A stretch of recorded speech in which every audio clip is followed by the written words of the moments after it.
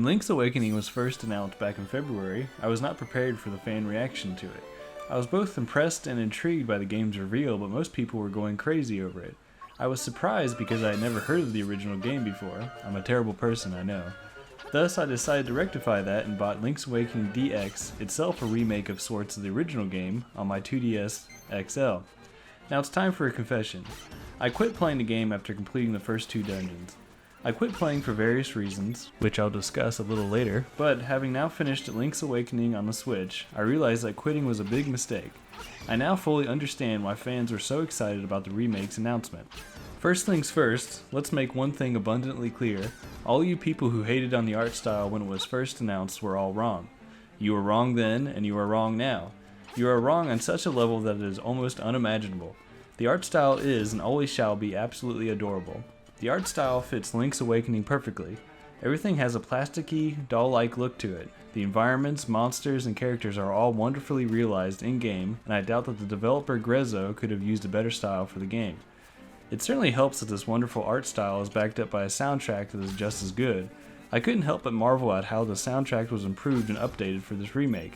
Even the sound effects were great. It never got old hearing that familiar jingle whenever I solved a puzzle or picked up an item.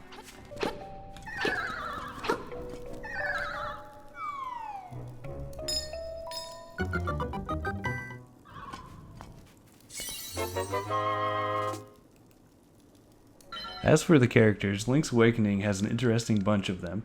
Each character that Link, or in my case Johnny, meets along the way oozes charm, and each one is almost always quirkier than the last one Link met.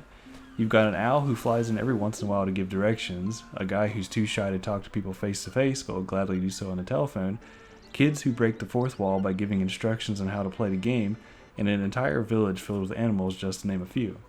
Even the monsters, especially the bosses, are brimming with personality. It was always a treat when I saw someone to talk to because I never knew what to expect. Every character brings the game to life in their own special way, and I love them all for it. The characters are made even more special by the fact that they are all unique to Link's Awakening. Link doesn't come across or interact with the usual suspects who normally populate a Zelda game. This is because Link isn't in Hyrule this time around. Although Link won't encounter characters from the Zelda universe, he will run into a few, how should I put this, recognizable representations of a few popular Nintendo characters, and he will even fight a few familiar enemies. I won't spoil all the cameos, but I will reveal one since it was so funny. Keep an eye out for when a certain princess makes an appearance since it is quite humorous. I thought so at least. As for why Link isn't in Hyrule, well, you see, his boat was struck by lightning while he was traveling on the high seas. When Link awakens, he finds himself on the mysterious Koholint Island. He is told by the aforementioned owl that the only way to escape the island is to find the 8 instruments of the sirens. He must use them to wake the windfish who is slumbering in an egg atop a mountain. Yep, this is a Nintendo game alright. I was surprised by how melancholic the whole story was, especially towards the end. I wasn't prepared for that since I had never finished the original game and thus I had no idea what to expect from it. I don't have anything else to say about the story except that I thought it was a simple yet fantastically done and that it would fit the game perfectly. As I said above, our boy Link must find 8 instruments in order to wake the fabled windfish. He can't, however, just go searching for them willy-nilly because many seemingly insurmountable obstacles are blocking his path. How do you get around these obstacles, you ask? Well, you do so in the most Zelda-like fashion possible. You must find a variety of items which, once acquired, will open up new areas to explore. Unlike with the characters, many familiar items make an appearance. Link's sword and shield, bombs, a bow and arrow, a hookshot are all in the game. I will say that the item management has been greatly improved in this version of the game. In the Game Boy games, Link can only have 2 items equipped at a time. In this iteration, the sword and shield, and a few other items that I won't mention here, are mapped to their own buttons.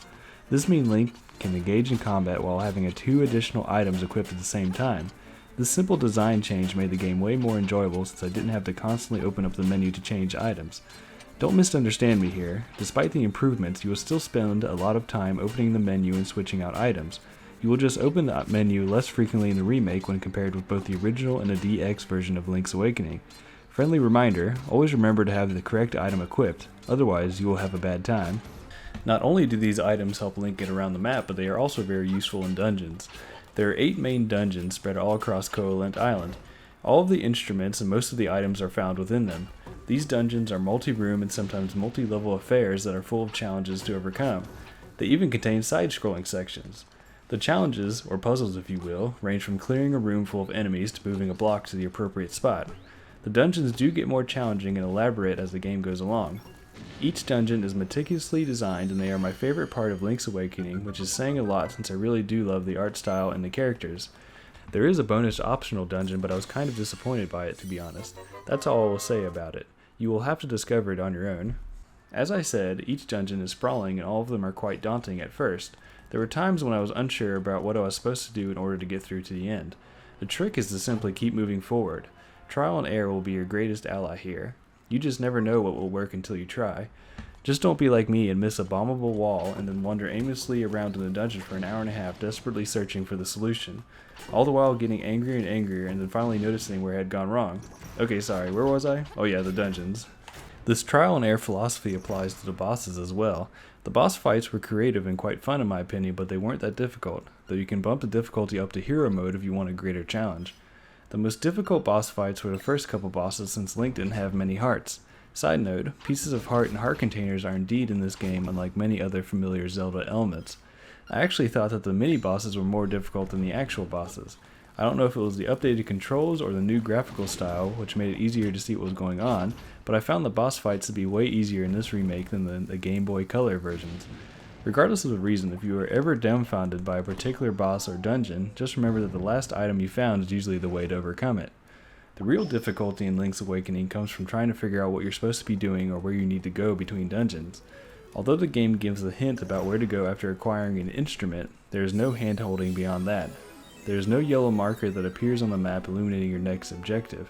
This is both a blessing and a curse since I don't like being told exactly what to do, but I also don't like wandering around aimlessly for hours on end. This is the exact reason why I quit playing Link's Awakening DX. I won't say at what point I decided to call it quits, but I will give 2 pieces of advice for those people who are considering playing the game. Number 1, there is a trading quest that must be completed fairly early on in the adventure in order to get a specific item. Number 2, always remember to read the books in your local library. In case those 2 hints are enough, and trust me they won't be, there's an old man whom I mentioned before, whom you can call at the various phone booths scattered around the map. He will give you hints about what to do next, but he's sometimes just as cryptic as the hints the game provides after you receive an instrument. One instance involving a rooster and a particular item springs to mind. Even with the old man's hints, if I hadn't found one of those things by myself first, I never would have put the 2 together. I firmly believe that no one has ever been able to figure that part out without the old man's help. And that's how it is with many things in Link's Awakening. You must be able to explore the map and think about how something may be useful further on down the line. It's an old school game with old school sensibilities that is difficult to decipher at times. The trick, just like with the dungeons, is to keep moving forward. Having said all of that, however, I have to say that everything clicked for me this time around, if that makes any sense. I didn't feel any of the frustration playing this version of the game like I did when playing on my 2DS. I honestly couldn't put the game down when I started playing it. It was all I could think about when I was at work or even in line at the grocery store. I was engrossed with it during my entire playthrough. I think it was a combination of me finally understanding how the game was played, getting new items, opening up new areas, exploring the map, etc., and accepting the fact that I would have to call the old man from time to time. Whatever the reason, I loved my time with Link's Awakening and I'm glad I was able to finish it. Before we wrap things up here, I do want to say that I lied before when I said that Link doesn't run into any familiar faces while on the island. Dampé from Ocarina of Time has been added to the remake. His purpose? He gives you the ability to make what are called chamber dungeons. Chamber dungeons are dungeons that you can arrange and create using rooms you've cleared while playing through the main game. After arranging a chamber dungeon, you can then run through it with a timer that tracks your time. I must be honest and say that this wasn't really my thing and I don't think it added anything to the game. It didn't detract from the experience, but it certainly didn't add anything either. I didn't find it to be very fun since I was the one who designed the dungeons, thus I already knew the layout of them. Slowly figuring out a dungeon piece by piece and room by room was what made the dungeons enjoyable in the first place. Knowing the design of a dungeon before playing it really defeats the purpose in my opinion. Before I end this review, I do have to mention the fact that the game does have a few technical problems. Mainly, frame rate drops occur quite frequently. Since I'm a lowly console peasant, I am quite used to frames dropping whenever they feel like it. As such, this issue didn't really bother me that much, but I could see it being an issue for many players, however, especially the PC playing crowd. Just be aware of this problem should you choose to play the game. The Legend of Zelda Link's Awakening is a wonderfully odd and delightful game. Its old-school design sensibilities may lead to some frustration, but its adorable art style, quirky characters, and sprawling yet manageable dungeons more than make up for it. Although the newest addition in this remake, the Chamber Dungeons, didn't really add much to the game, it didn't detract from the experience either. I like Link's Awakening on Switch not only because I really enjoyed my time with it, but because it has given me a newfound appreciation for the older games. In fact, I'm thinking about going back and trying Link's Awakening DX again. With this new version of the game, I now understand why so many people love Link's Awakening. I'm glad that I can now finally count myself among them. I give The Legend of Zelda Link's Awakening a 9 out of 10. Thanks for listening. Goodbye.